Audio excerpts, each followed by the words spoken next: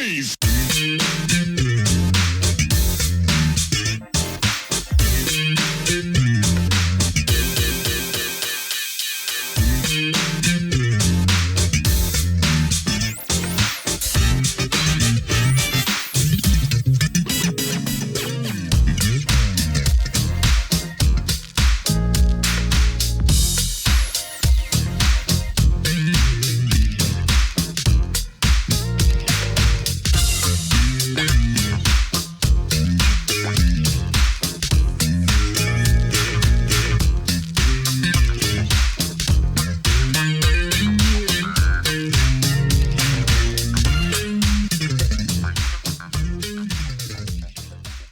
Welcome to another edition of Truth and Rhythm. This is the interview show that gets deep in the pocket with contemporary music's foremost masters of the groove. I am your host, Scott Dr. GX Goldfine. If you enjoy this programming, subscribe to the Funk and Stuff channel on YouTube, which is where Truth and Rhythm lives, and be an advocate by spreading the word among fellow funk, jazz, and R&B music lovers. Join Truth and Rhythm's membership program through Patreon. You can also submit a direct donation to the cause anytime at funkandstuff.net. At that site, you can also purchase the book Everything's on the One, The First Guide of Funk. Shop for official Truth and Rhythm and Funk and Stuff merchandise, and use the Amazon links for all of your online purchases, which allocates a percentage to this show. For those of you who go the extra step in supporting the show, you have my heartfelt gratitude for allowing us to continue to shine the light on those special artists whose quest is to find truth in rhythm. I'm delighted to welcome to the Truth and Rhythm Mothership rapper, dancer, choreographer, musician, and composer, Tony Mosely. What's up? Hey, man. Better known, of course, as Tony M. From 1989 to 1993, he served as a member of Prince's New Power Generation band. That included his hugely successful Diamonds and Pearls album, which is being released as a super-deluxe 7-CD package, and also the Love Symbol LP, as well as the MPG's debut project and Carmen Electra's self-titled album. It was also prominently featured in Prince's Nude, Diamonds and Pearls, and Act One concert tours. And in more recent years, he has appeared with the reunited MPG that honors Prince's legacy. Tony, how you feeling? I'm feeling good, man. I'm doing well. Again, I think I mentioned earlier, it's good to be seen, good to be heard. So we're back at it, trying to keep the legacy alive, man. And with the re-release of Diamonds and Pearls, we're thrilled, man. We're thrilled to be out here. We're hitting more of a two-step now, and not that full choreography that we used to hit back in the day. But we're still at it. So glad that you are so important. And where are you today, Tony? I'm living in Arizona. I moved to Phoenix about 3 years ago. Wow. So out here in the blazing heat right now. But I got to tell you, I'll take 3 months of heat and 9 months of beautiful weather, so I can still get my golfing in. And then versus 2 months of summer, and then the switch will flip on you in Minnesota before you know it. You don't even get fall; you go straight to winter. Yeah, the way it's been going, it's getting pretty hot in Minneapolis sometimes these days. Yeah, they got a little summer this time around. I mean, every now and then we'll typically get 1 or 2 100-degree days. I think they've had about 4 or 5 of them. A lot of my family, all my friends are still there, so I talk to them. Even my day job is still there, so I talk to everybody frequently. Nice. Well, thank you for doing this. Much appreciated. Good to see you. Good to see you also. Thank you. So jump way back in the time machine and tell us, what drew you in the first place to music and dancing in particular? Okay. Before I get started, got to comment on that Lakers hat, man. That just, I can't do it, man. So my wife is a Lakers, but more or less a LeBron fan. So and I'm a LeBron hater. So we go at it. It's always like I'm MJ, she's LeBron. So we're always this all the time. So I was just messing with you a little bit on the Lakers cap. I can dig, but consider I am from the Showtime era. So yeah, and I used to come out there. Matter of fact, even that was probably the tail end, but when they were still at the Forum and hanging with Arsenio and Magic and all them, go out there and do some pickup games with them. I remember telling Arsenio, "Hey, He's like, yeah. I'm like, man, I like the ball. Where y'all balling at? He said, oh, we can go out here. I can find some hoop spots for you. I said, oh, he said, where you playing at now? I'm like, oh, I just go down to Venice Beach and ball. He's like, man, you can't go down to Venice Beach and play no basketball. You get killed down there. So I ended up, hanging out with the fellas a little bit at the Forum, which is a beautiful thing. So I know that era well. Yeah. Yeah. Venice is yeah, it's a kind of dicey pickup games down there. Yeah, it is. It is. It's street ball, man. It's what it is. But what kind of drove me? And I'm sorry, I digress. I'll get back to the question at hand. What drove me to music, and was probably my first concert. I've always danced. I've always been the kid at the family reunions. So I had a great James Brown imitation. So I would always hit that at the family reunions or dance contests and things of that nature. So dancing was always in my blood. I think probably around age 12, sixth or seventh grade, 12, 13, I started to pick up the guitar and learned how to play by, just by ear, um, like a lot of musicians in Minneapolis did. So that kind of my indoctrination. I joined a stage band at my at North High School with some friends of mine, and so we would just play, and that was kind of how I got indoctrinated. Now, no way did I think that I would end up in the entertainment industry. I mean, growing up, black kid in Minneapolis or New York and Minneapolis, man, it was about I'm gonna be either an NBA player, all right, or I'm gonna play football or something like that. Music was not even a part of it. It was just something that I did and was in me. So you mentioned, James Brown, the dancing part of it, but musically, who were some of your early heroes? Well, James Brown, for one. I loved Parliament Funkadelic, Gap Band, Confunction. I mean, it ran the gamut, man. From Ohio players to just so anything's old school R&B funk, I was on top of it. You know what I'm saying? Phyllis Hyman. I'm a jazz head also. So my mother and them, they loved the blues, and I was the exact opposite. So anything spoken word like Gil Scott Heron or Stanley Clark, Spyro Gyra, anything like that. That's what I spun all the time, and then my merge over to funk and R&B. Hmm. So do you remember the first concert that you saw that really left an impression on you? It was James Brown. My mother Yeah. took me to a James Brown concert when I was probably 6 or 7 years old at the old Minneapolis Armory downtown Minneapolis, and during that time, James Brown used to bring kids up on stage, and I happened to be one of them lucky kids who got up and was able to hit my little James Brown step. But that right there, the crowd went nuts, and right there, I was hooked. I was done. I was like, man, this performing thing, I kind of get down like this. But again, in the back of my mind, I'm out there balling and playing football with the fellas, and being a musician was not the top of my order at all. I kind of fell into it.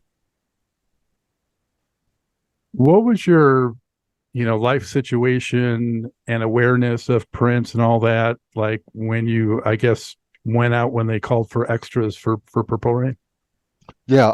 Well, my awareness, first of all, comes from growing up in North Minneapolis with Terry, Jimmy, Prince, Morris, right, and the Battle of the Bands that used to happen all the time in North Minneapolis. At the Phyllis Wheatley Park, gentleman by the name of Spike Moss used to set up summertime jams, and at the Way and at Phyllis Wheatley Park, and he'd bring in some national acts along with our local bands who would play, and which would be Grand Central, Family.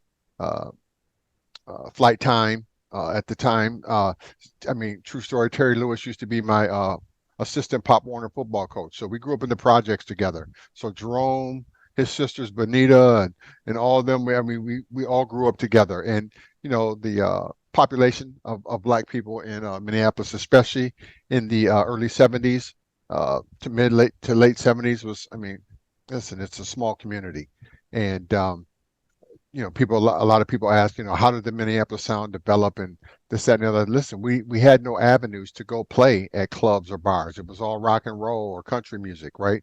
So they weren't trying to hire an African American band, a band of brothers or whatever at the Nakarima or any of these venues. So we would shed it, man. I mean, all winter, you got 9 months of winter. I think you and I were just joking about it, but 9 months of winter, and you were in the garage and you were just in the houses or mom's basements or whatever, and that's how you were honing your craft.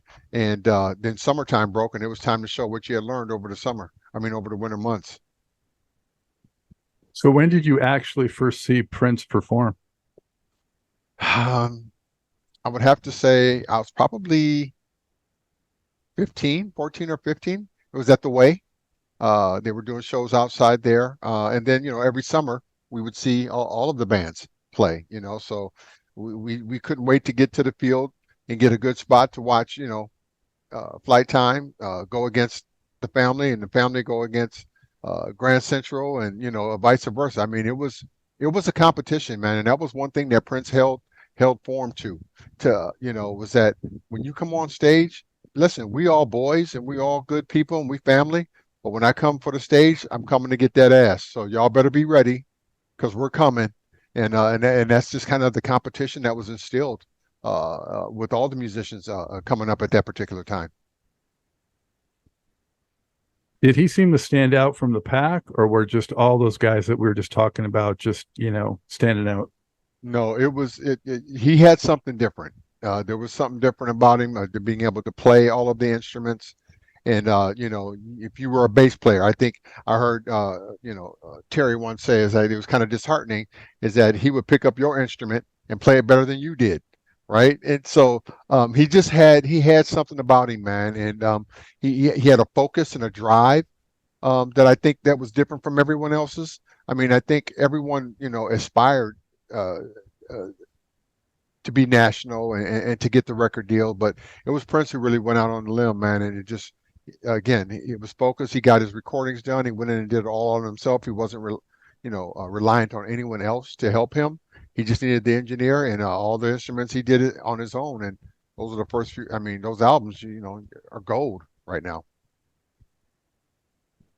And were you already friends with Damon and Kirk heading into Purple Rain, or did that come after? Yeah, What's the yeah. Damon and I went to the same high school together, so we went to North High, and Kirk went to Central High in South Minneapolis. So you got your North Side, South Side, right, and then St. Paul. And so I met Kirk later, and we met Damon and I. Like I said, we've known each other since high school, played basketball on the same teams and together. And I remember we started going down to First Avenue. I was still in the Marine Corps. I was, going out on the weekends, and we started to go down, and they were having these dance contests or cabaret nights down at First Avenue. And I looked at Damon. I said, Damon, man, let's. I remember you from the house parties and the parties at North Commons Park back in the day. I mean, I know you could dance. We could put together a dance routine. Let's just go down here and give it a shot. He's like, nah, man, we can't. That's it, man. Let's give it a shot. Well, ended up going down there. I think we won for about 5 or 6 weeks straight, the dance contest on the First Avenue. And the team that knocked us off after our 6 week run was Kirk and another crew called B Train. It was Patrick Adams, Kirk Johnson, and Scott March. So those three, they came in and knocked us off. So that was our introduction to Kirk and the fellas. And then during that particular time, they were in the process of looking for extras and talent for Purple Rain. So some of the scouts were down there, and they asked us, "Hey, do we want to be, in some of the concert footage for Purple Rain?" We're like, "Oh yeah, absolutely." So we went in with the mindset that we're going to get an opportunity to maybe be in the movie a little bit, maybe get a quick cameo shot, and that's about it. And I remember us down there, some of the production team came over to us and said, "Yeah, they're running a little heavy on talent and people in scenes. Do we mind being wranglers?" And this was Damon Kirk and myself, and we're like, "Wranglers? What's a wrangler?" Well, they would hold the talent in another area, and you would go wrangle them to bring them into the scene. So all of a sudden, now we're not even in the movie. We're just gathering people to be in the movie or into some of the footage. And during one of those times, I think it was the day before a big major concert footage was going to be filmed with Prince and the time. Um, we were up in the bathroom at First Avenue. We had a little boom box up there, and we were just kind of up there dancing in between, light and setting changes. And so we were just up there doing our thing, and Prince walked in the bathroom, right? Didn't say a word, just watched us for like 15 minutes, man. And we just kept dancing, doing our routines or whatever. At the end of the night, Alan Leeds, who was his manager at the time, came up to us and said, "Hey, were you guys the ones up dancing in the bathroom?" And we were like, "Oh."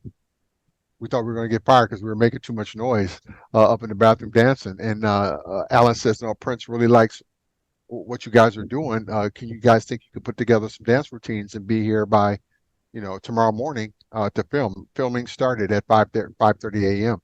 and we probably wrapped up that day at 11. So we without, of course, hesitation, absolutely we can put some dance routines together. And we went to my mother's apartment in North Minneapolis. She allowed us, I don't know how or why, but she allowed us to just move furniture out of the way.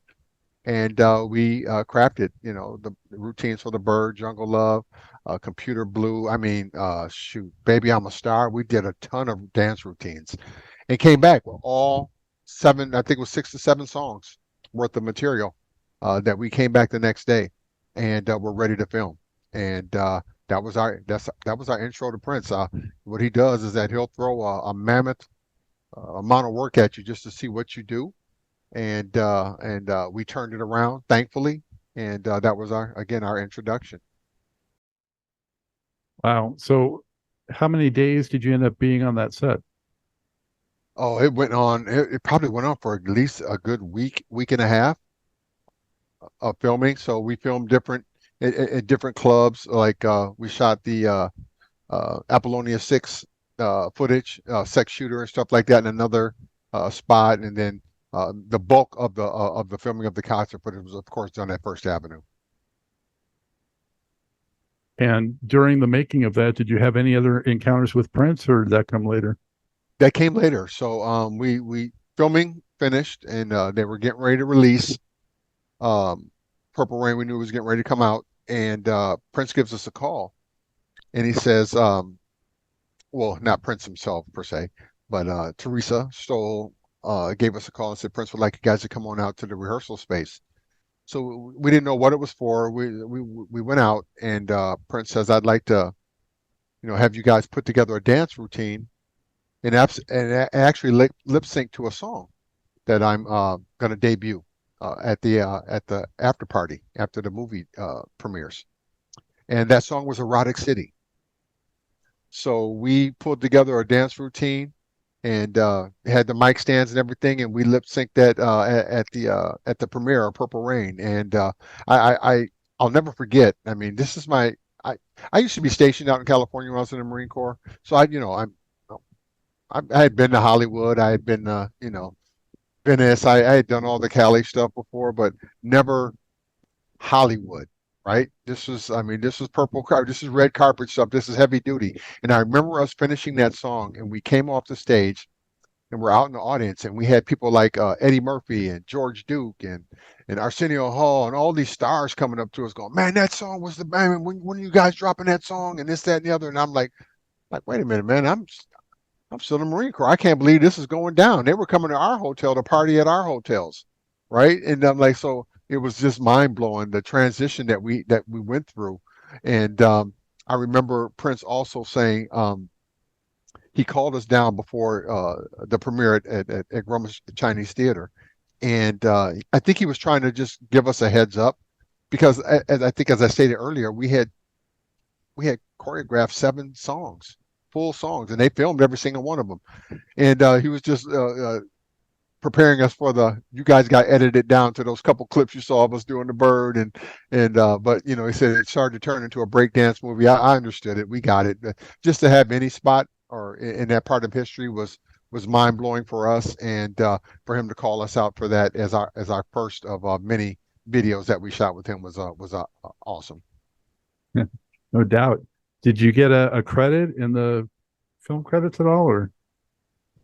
No, I mean, we got SAG and AFTRA and stuff like that, but that's about it. Yeah, we didn't get anything. I mean, we had no name. We were just 5 fellas, man, that he pulled out of a bathroom and said, "Hey, can you hit some dance routines?" So we had to figure out the rest later. Right. Wow. Um, I bet you never imagined that film was going to blow up like it did, though. Um, I felt like he was turning a corner. I didn't think it was going to be what it turned out to be. Absolutely correct. I mean, Prince was already, he was big, but that just put him through the stratosphere at that point, and it was like it was over at that point. It was done. Yeah, it was bittersweet for me because it made it a lot harder to get seats up close for shows. Absolutely. It was over. Like I said, it was a wrap. Yeah. If you didn't have a hookup, you could hang it up. Yeah. So, so where did life and music take you between Purple Rain and coming into the MPG situation? Hmm. Interesting, yeah, because we thought we were going to go on tour for Purple Rain. We said there's no way he's not going to go out on tour and not bring us out on the road. We had been to rehearsals, we kept doing all of that work, and everything happens in its time. And when you're going through it, you don't see it that way. You feel slighted, you feel, why didn't we go? What did we do wrong? And this, that, and the other. So we started our own band with Kirk, Damon, myself, his sister Kathleen, Kim, Rhonda, and we started doing a college circuit. So that's kind of where I picked the guitar back up, right? I was honing my lyrical skills, and we started touring just on college universities, and we were playing. And we're just like, well, if he ain't gonna bring us out, we're gonna do our own thing, and then we'll figure it out down the road, which was in hindsight so beneficial because when I did get the opportunity and we did get the opportunity to join as the NPG, I had a different I could bring more to the table than dance and choreography, right? I could play some guitar. I could write lyrics, which he found out later during a accidental sound check that he came in to while we were on the Nude tour, and he was still flying back and forth trying to edit Graffiti Bridge, and he came in and we were doing Humpty Dance, just messing around, and I was on the microphone spitting the lyrics, and you just heard this voice. We didn't even know he was in the stadium yet. He said, "Okay, can we get to real sound check now?" And we're like, "Oh shoot, we got busted." But after that sound check was done, he called me back to the dressing room. He said, "I didn't realize that you did all of that. Could you do that for me if we went to Germany? I'll go during this wardrobe change. I'll let you go ahead and do Humpty Dance. Could you do it?" And I was absolutely still shaking in my boots, Scott, right? Because I'm like, okay, wait a minute. He's leaving the stage, and now I've got to try to hold the stage. Are you kidding me? But it's that old North Side cockiness or confidence, however you want to phrase it, that swag that we have. That I was not going to let that opportunity pass, and thankfully I was able to knock it out, and it was a part of the set. And as soon as we wrapped up the Nude tour, we started going into full blown mode, writing songs and creating, which would soon be some of the songs that you heard on Diamonds and Pearls. Hmm. What did you get much time with Morris Day during Purple Rain or after? Nah, not at all. No. Not at all. No. On the new tour, in preparation for you, Tony, I reached into my archives and I just ripped out a few CDs of shows from that I have from that period, and Uh-huh. I have the Tokyo new tour show. I don't know if you were at that one, Yes, I but was. there's There it photos of that is. one. Yeah. Yes, I remember that show so well. Because I was reluctant. I'm like, okay, I had been out of the United States. We just did a full-blown European tour. So I wasn't, here I am. I never saw myself leaving North Minneapolis, and here I am traveling the world. And I remember I saw Japan on the itinerary, and I was like, man, I don't know. I don't go to Japan, man. Absolutely love Japan. And I remember Prince telling us it's a little different. It's not as rowdy as Europe. It's not as, or people in the States. And we sat out all the tambourines like on the chairs. I can't remember how many rows back, but people in I think front row through 10 or whatever had tambourines, sat out on the chairs, and it was so funny. You do that in Europe or the States, when that crowd leaves, guess what? There ain't a tambourine in sight. But in Japan, they politely set the tambourines back on the chairs. So when everybody left, the tambourines were still sitting there. We couldn't believe it. It's like they all left them. So polite. Wow. Very polite, yeah. Yeah. But they stood up. They knew every word, which is just bizarre for me, right? Because majority of them do not speak English at all, but they can sing every word to the songs. And Yeah, just massive crowds. I think we did what Tokyo Dome, I think is what it was. And we did some shows in is it Yokohama? Yeah, and I think that's prior to us opening up the Glam Slam in Yokohama. And how did it evolve with you and Prince doing some dance routines together? It was interesting because Prince, we were more I think physical, from a choreography standpoint, from our breakdancing days, right? So it wasn't just all upright, stancing, doing some two steps. And Prince was like, "I'm jumping in, man. I want to learn this. I want to learn that step. I want to learn this." So we had to figure out ways how to incorporate him into some of the dance routines. So thinking some things we used to do this helicopter thing, and then where it used to be Kirk and Damon hanging over me would be Damon hanging over me, Kirk, and where Kirk would jump up, Prince would jump up and hang over, and we do the spin and the dives and the splits, and so we were able to choreograph, or maybe I wouldn't even say we didn't have to adjust anything for Prince. He picked it up, so he was studying us for years. He kind of knew where we were, and he's just like, "Man, I'm in on all of this." Hmm. Did you sense that Prince was embracing and being more open to hip hop at that point? I think so. Yes. So, we had our conversations about it, and when we were recording, I didn't know it was for any upcoming albums, or I was just like, man, Prince has me in the studio. He asked me, did I have some lyrics and I'm recording with Prince. I'm mind blown, right? And before we knew it, he said, you know what, I'm going to name a band. I'd like you guys to be a part of it, the New Power Generation. And before I know it, tracks started coming through. We were constantly creating, we were constantly recording, and he would always challenge me. He'd come up, here's a song. He'd look at me, he said, "Tony, you got something for this?" Absolutely. Whether I did or not, give me 30 minutes. I'll be right back. And I come back in and cut it. And before I knew it, I mean, I think I had 4 songs co-written on Diamonds and Pearls album that he schooled me on. He was generous to not only allow me to be on the record, but to co-write and publish and own my publishing on every single song that I wrote with him. Mm. Were you around during Graffiti Bridge at all? Absolutely. We were in Graffiti Bridge. So we were the guys Yeah. dancing with Tevin Campbell, Tick, Tick, Bang, and Round and Round, and all of that stuff. So yeah, we were part of like Thieves in the Temple. So again, even after Purple Rain, before the new tour kicked in, for some reason he would always call us out of the blue and say, "Hey, can you guys come do this video? Or can you guys are interested in coming doing this party?" So we were always around, even though he had Sign of the Times, he had Cat Nim, and Jerome, Wally Brooks. I mean, those, everything happened in its time. So even if we'd have joined, then would I have been able to contribute like I was able to during Diamonds and Pearls, Symbol album, our Gold Nigga LP, Carmen Electra, Martika's Kitchen. I mean, that time away, or that time to cultivate what we eventually became, was so invaluable. And believe me, at the time we didn't know it. We just thought we were getting snuffed. Who were some rappers that you emulated? Uh, so emulate was one thing. It was tough because I'm from the Midwest, right? So I gravitated more toward East Coast rap, right? So I gravitated more toward rappers who had a message. We're talking socially. Not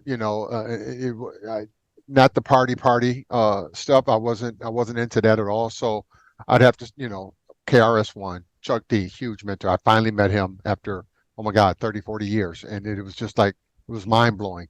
Um, Poor Righteous Teachers, Tribe Called Quest, groups like that that I really gravitated toward, their messages. Um, Black Star, Guru, I mean, so what I struggled with, it wasn't the message. I was all behind the message, understood the message, understood how to write about the message. It was what's my voice, right? So if listen to some of the earlier stuff, like Something Is How Funky Comes, or things that got to change, all of that stuff. I was I think I was more in the vein of a KRS and Chuck D.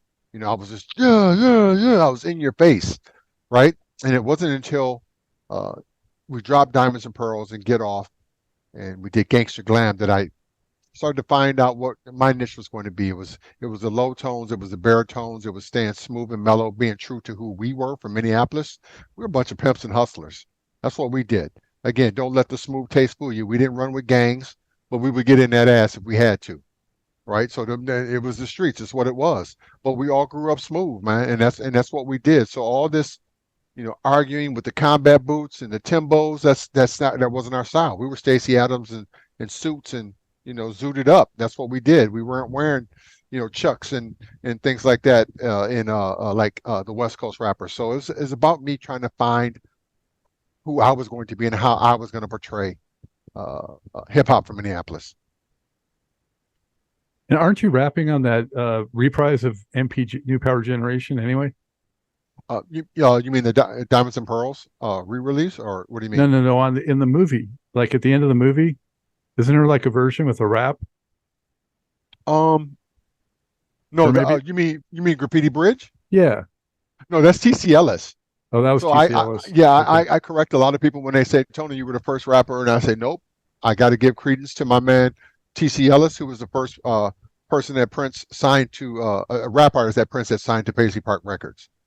Yep. Yep, I remember that album now. Yep. So in terms of the timeline, did the Diamonds and Pearls material come first, or the MPG record first, or Diamonds and Pearls? Again, we were just recording. We didn't know what was what. Prince, he would take songs and finish them, and jam sessions were happening all the time. And our days were full, man. We would get in for rehearsal around noon, 11 o'clock or noon. We rehearsed for 5-6 hours. Then he'd want to go into the studio for another couple hours. And if he was ready, he had a film crew on hand. We'd shoot a video.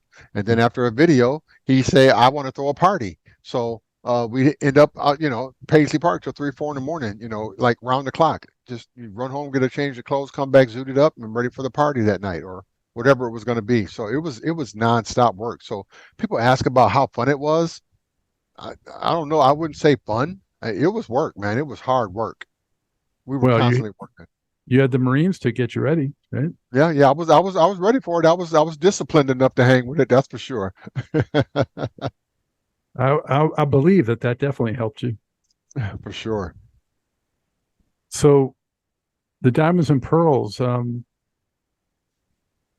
it was just interesting at the time being a fan because, just a few years prior, even though it didn't get released, but the Black Album, he was kind of dissing rappers a little bit, yes, dead on it. And then just a few years later, he seemed to be fully embracing it. Yeah. So we had that conversation. So when I realized what was happening with Diamonds and Pearls, because I remember he had the album completed, and we were in LA for a party. I can't remember what we were out there for. Maybe it was the Warner Brothers release. We did a rooftop performance, and he said, "Get Off" is going to be released as the first single off of Diamonds and Pearls. And then he showed me the list of songs, and lo and behold, yep, like I said, 4 or 5 songs, or it had my name associated to it. And I said, P, I just question how this transition is going to happen. And my concern is that, of course, I brought up the Black Album, did on it. Hip hop is going to look at this like, dude, you dissed us like not a couple of years ago. And then your hardcore fans will be like, we didn't want nothing to do with hip hop.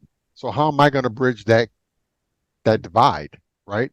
He said, this is my vision. So again, we would have these conversations constantly, even through the critics and the ridicule. We hung in there, but there were moments. It was tough, man. It was tough.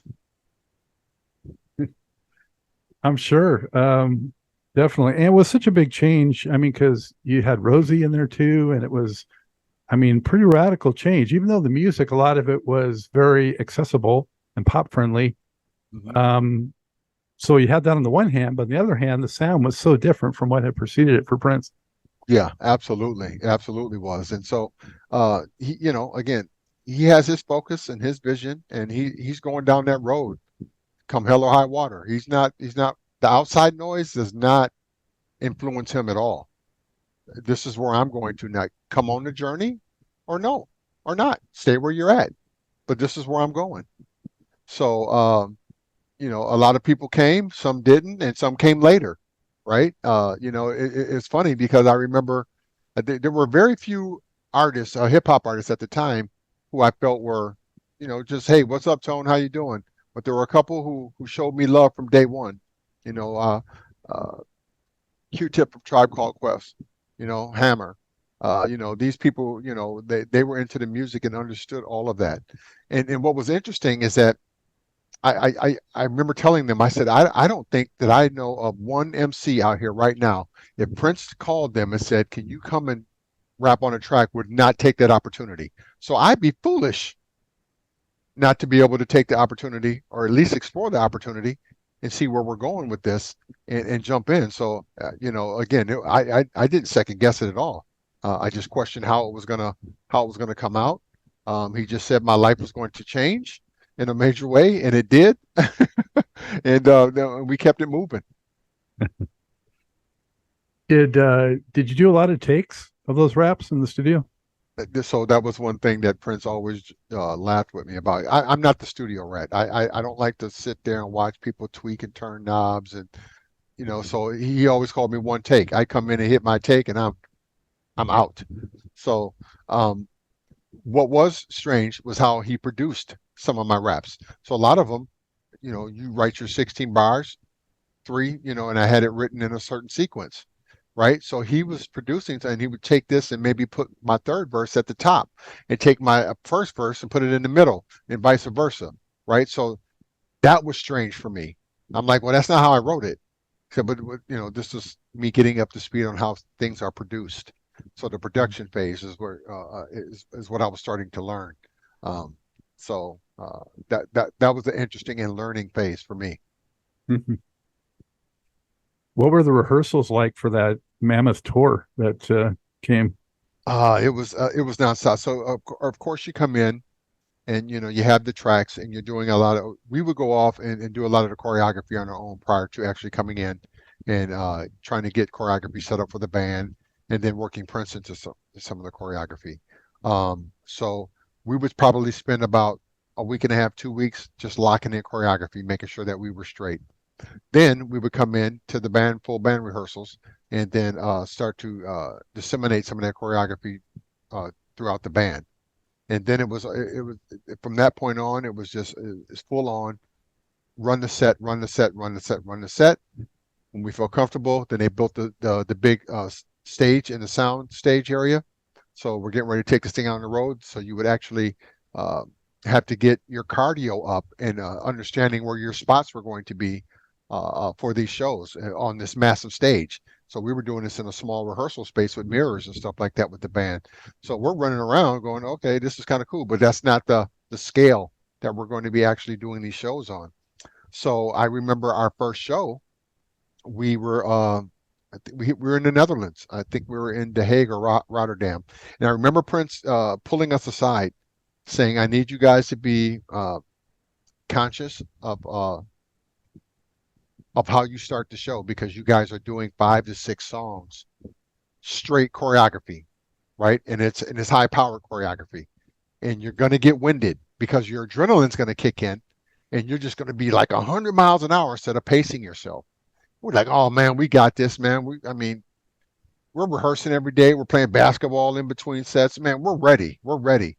Sure enough, that curtain raised, and you saw all that energy in that crowd in that stadium, and it hits you, and you just go, "Oh my God, I'm going in." Yeah, by the time that third, fourth song came in, he looked at us. He said, "You gassed, ain't you?" And then we're like standing over in his pyramid like this, and he's looking up at us. He's got the mic down. He kind of looks up and said, "You guys are gassed, ain't you?" I said, "I told you."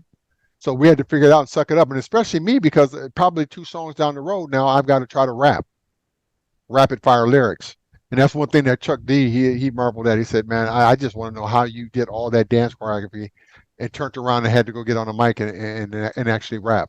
He said, "You had to be doing some sort of circular breathing or something like that." I said, "No, I was just picking my spots when to go hard and then trying to make sure I didn't lose breath on some of these reps." How did You and Damon and Kirk get along and interact with the band, with the musicians. Oh, it was family, man. It was all family. I mean, again, you have to keep in mind that we were around since Purple Rain, so we knew the Mats, Bobby Z, Brown Mark, Dez. Maybe not Dez so much. Dez was the year before Purple Rain and all that came out. But Sheila, Miko, Kat, Wally, Jerome and I grew up and went to high school together, so it was all family. So there was no transition period. We jumped in. It was just it's what we do. That's cool. I thought maybe they might say, they're the hip hop rap guys, we're the players. Yeah, well, no, I think it's funny because you almost feel like there should be some tension between bands because you realize and when you come into this you realize you got your 15 minutes. What are you going to do in that 15 minutes? Because he changes so abruptly, and before you know it, you're not there anymore, right? And but we never felt that at all. And even during today's shows, uh, you know, we do joke and talk about that. We're able to do all of it, right? Because we rehearsed all of it from every generation or every era of Prince. But not everybody can do the MPG era at all, right? So where we learned all of theirs, it would be difficult, I think, for a lot of them to do what we do. So, but no, I don't feel like there was any animosity at all. I mean, Wendy and Lisa treated us like family. Mark, I've known since junior high, high school, right? Grew up watching these cats play in North Minneapolis. Um, uh, Brooks, Wally, uh, Jerome. I mean, it was family, man. It was all family, and we kept it that way. I found it curious during that era, late '80s through early '90s, how much Prince focused on playing abroad and not very much domestically. Did he ever mention anything about that, like that he was really into those audiences at that time or something like that? Yeah, I was curious because again, this is our first time in Europe, and it's like, man, when are we gonna play at home, right? When are we gonna play in the States? And just I think the energy at the time that he was getting from European crowds was just off the chains. Again, he's selling out stadiums, right? And then he come to the States and he's barely selling out one night in an arena, but he's doing multiple nights in stadiums. So at some point I think he made a conscious effort that I'm going to starve him in the States for a minute until it's time. And then then we'll hit them with that Act One and Act Two. But otherwise, we'll cultivate and we'll get the band groomed. And we'll let them do their thing and just continue to grow as a unit over in Europe. And that's what happened. By the time we hit the States, man, it was full blown. We taking no prisoners. Yeah, no doubt. I felt like I guess it went back before then even. Probably like around the Parade era, Love Sex era, he just fell in love with the European and overseas audiences, it seemed like. Yeah, yeah. They Um, were there 100% of the time. And I mean, again, I remember our first time going through there. We were driving up to the venue. I mean, and there were people parked around. I mean, like camped out in tents around blocks for miles. So they can get because it was open air, right? And you get in, and if you made it to the front row, you were in the front row, right? And so I think that energy and just that dedication. I mean, these people would. I mean, they would save up all year long and travel with us from city to city, catching every show. Did not miss a show. what was your favorite track on Diamonds and Pearls? the The regular version. regular version. Probably I'd have to say maybe Get Off just because it was the first one that I was featured on. Diamonds and Pearls was another big one. Uh, but I'd probably say probably Get Off holds near and dear to me just because it was the first one that Prince featured me on. So It was all great, but I gotta just mention, I think whether justified or not, the one track that took a lot of flack, I guess, on that record is Jughead. How do you feel about that track? Do you defend Jughead? Do I defend it? I defend that. I defend and justify everything I write. I don't write for people, and that's one thing Prince taught me from the get-go. You write from the heart. You write for you. If people come along, they come along. If they don't, it is what it is. But don't ever second guess anything that you do. So who was I to second guess him putting it on the LP? I remember some of the stuff we had written. Kirk and I had kind of had an earlier version of that of song before. We joined the New Power generation. So when we spun it up with the band and it just got bigger and fatter and just like, wow, okay, this is where this is going. So no, I don't feel the need to justify anything. Now, if you'd asked me that 30, 40 years ago, absolutely. I was trying to defend everything I did at that point, right? Because that's what it was. Yeah. It was me. I felt like against the world, against Prince's world, against hip hop. It was just me swinging. I mean, don't get me wrong. Prince had my back, but I just, nowadays I don't. It is what it is, man. I'm loving life. I got to show this because Yes, sir. this is the first original one with the track. Guess who's knocking? Guess who's knocking? Yeah, it's on there. That's Yeah. it. That's the one. You got the real deal, my man. That's right. So at the time, you thought that some of those tracks could end up on a Prince project, or you didn't know, or you knew they were all going to be on an MPG project? No, we knew we were doing a lot of recording. We knew we were going into the phase that he wanted the NPG to record its own album. So I think he was preparing New Power Generation. He was preparing us for the transition from being with Prince, right, to being our own entity. So what we didn't know was that a lot of the stuff that we were recording and was an ode to him saying "F you" to Warner Brothers and some of the executives, right? So I was like, man, how are we going to get away with black motherfuckers in the house? How are we going to get away with, a lot of the stuff that I was talking about was just, it was in your face, unbeknownst to us that this was going to be the album. So I remember when he came through, he had we were doing photo shoots, we were getting all of that done, and he came through with the list of songs. And I was like, what? Wait a minute. We never talked about concepts. We never talked about, what's the NPG going to represent? So that was a big part of our going, dang, we didn't really have a say in much of what was happening there. What I do recall, I was in a lot of recording sessions, just him and I. And what I found myself is that him and I were doing a lot of the collaboration in the music. And what I didn't want to happen was what kind of happened with the time, where him and Morris basically recorded everything, and the band kind of came in later.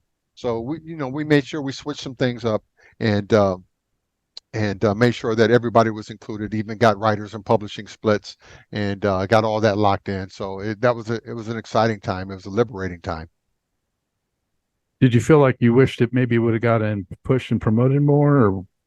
Oh, absolutely. It never got a proper release. I mean, so I'm hoping that's something that they do a reissue on. I think fans would love to hear that thing out there for real, where they could pick it up and not pay $750 for a copy.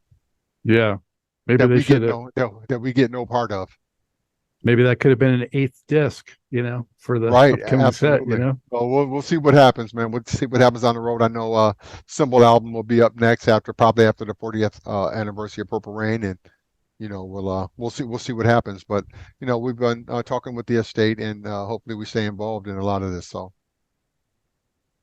now, what's your opinion? Did you see the track list for this upcoming set and all that kind of thing? And do you remember a lot of those tracks that haven't been released before? Some of them I don't even remember recording, to be honest with you, Scott. So some of those things were pulled out, and I was like, oh, wait a minute, I do kind of remember that. Or either early versions of like Martika's Kitchen's on there, right? But it's the version that that Prince sang, not Martika, because I'm on the version with her doing a rap verse on Martika's Kitchen. So yeah, to hear a lot of that stuff come out of the vault, man, I was like, wow, I can't. We were doing so much work, man, and to see some of it come to light is it's gonna be fantastic. Yeah, I think it's 33 unreleased studio tracks on there, and that one live show too. Yep, the Glam Slam show. Yeah, looking forward to that. It's about time they put something else out again. Yes, sir. Yes, sir. I'm glad they're doing it. I know it took time to just to get everything else in order, the affairs, and so I think you're going to start to see a lot of stuff drop here soon. Well, Insatiable's on there, and that definitely sums up the appetite for Prince fans if they're going to put it out there. That's a fact. That's a Yeah, fact. They'll be there. yeah. Drop it and they'll be there. So, Symbol, um, Yes. what are the primary ways would you say that the vibe and approach changed? I know Rosie was gone, but how did things change, and how is it reflected on the album? Well, a lot of Arabic sounds, right? And the finger chimes and the Maite vibe and the belly dancing, all of that kind of started to incorporate into the new the Symbol album. And so you could definitely see the shift in the sounds, in the message. Um, and he was really becoming, I think, even more so in the face of the record executives, right? Like My Name is Prince. He was dropping what he wanted to drop, and he was being a little bit more forceful about it. So, and don't get me wrong, he was never soft by no means. I remember sitting in on plenty of conversations where he would go at it with Mo Austin and some of the Warner Brothers executives about what he wanted to do, how he wanted to drop it, and just his veracity for constantly creating. And he had moved on to other projects. I'm done with Diamonds and Pearls. I'm done with the Civil album. I'm on to this next thing. Well, wait a minute, Prince. We still got 3 more singles off of this LB. So they're trying to milk it for the longevity. He was about the music and moving on. And that's reason 1208 why we love him. That's right. That's a fact. That's a fact. Uh, for me, being a hardcore funketeer, as I am, the Symbol album and probably the Gold Experience are my 2 favorite 90s albums from him. Definitely was a little harder edge than Diamonds and Pearls, the Symbol. Yes. Yes. What was it like? Were you in the studio when he was doing his rap, for My Name is Prince or any of that? And, did you help inspire him to rap? Well, I hope I had helped him brush up his spit and his lyrical skills. I mean, as far as a lyricist, can't touch him, right? His lyrical content is on, but as far as the rapping part, yeah, he would. I was never in the studio when he rapped. Yeah, I would hear it later, and then he would kind of side eye me and look at me, and I'd be like, yeah, that's your thing. It ain't me, but why don't you stick to the singing and all the multitude of stuff you're doing? Just leave the rapping to me. I would joke with him a lot on that. You think he actually took some time to try to Absolutely. The competitiveness in him, please. He was trying to do it all and trying to show you he could do it all.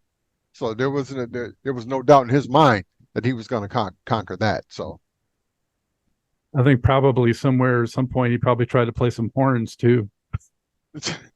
I wouldn't doubt if he picked up a sax or a trumpet or something at some point and tried to hit a couple notes for real. So in that act, were you on both legs of the tour? yeah, we came in. Matter of fact, Act 1, and we came in on certain spot dates on Act 2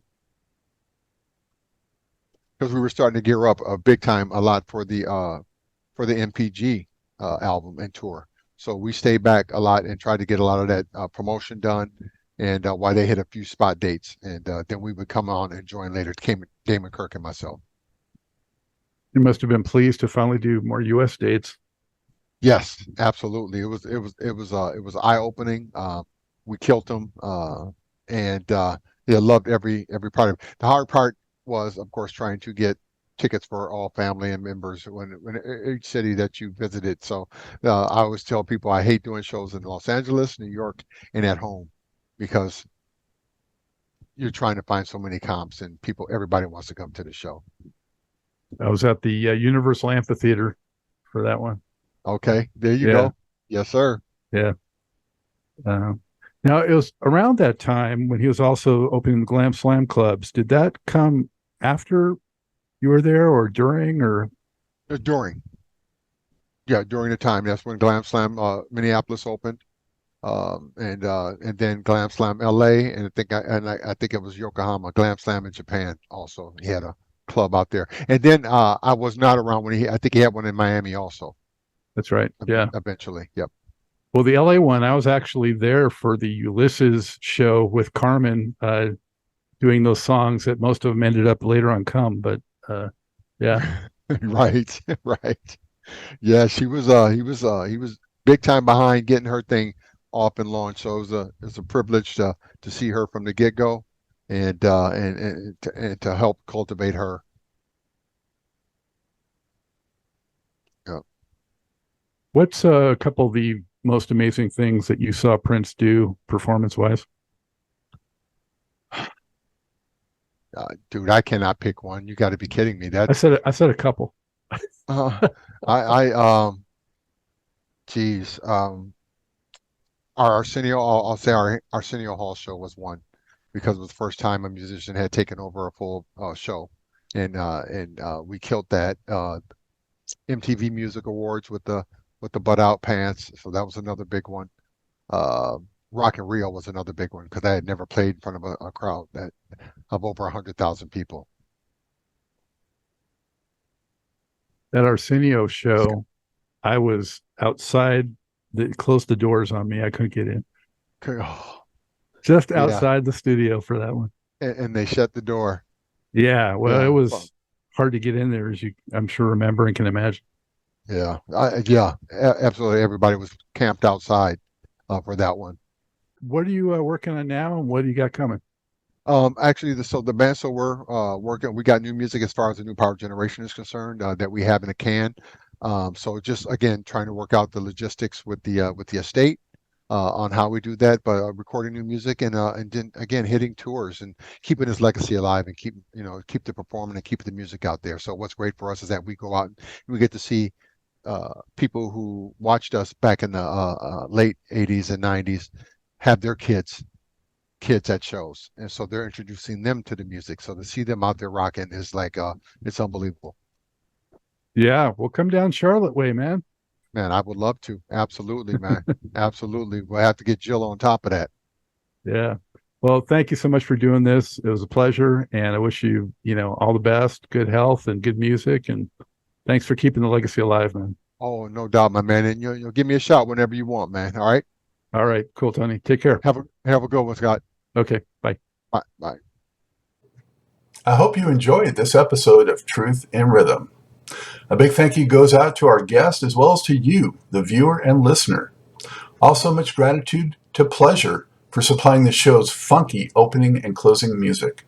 As a reminder, you can always access the complete list of linked shows by episode at funkandstuff.net.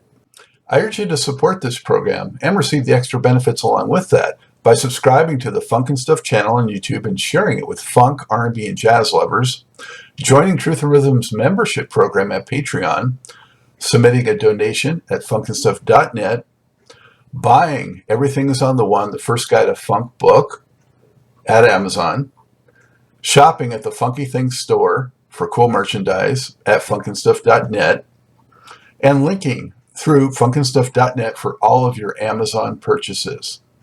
In addition, if you're an artist or anyone seeking proven, results-oriented professional marketing, PR, writing, or editing consultation or production, check out the media services section at funkandstuff.net.